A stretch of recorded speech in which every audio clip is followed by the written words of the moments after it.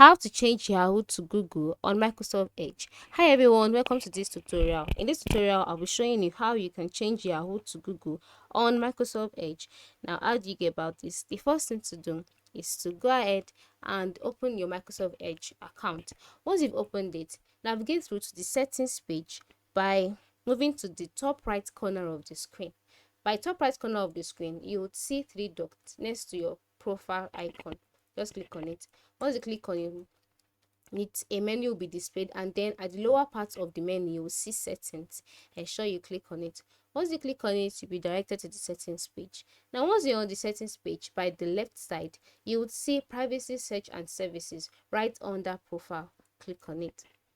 Once you've clicked on it, you will be directed to the privacy and search services page. On this page, just scroll down and search until you see address bar. Until you see the address bar, it's usually at the bottom, as you can see here.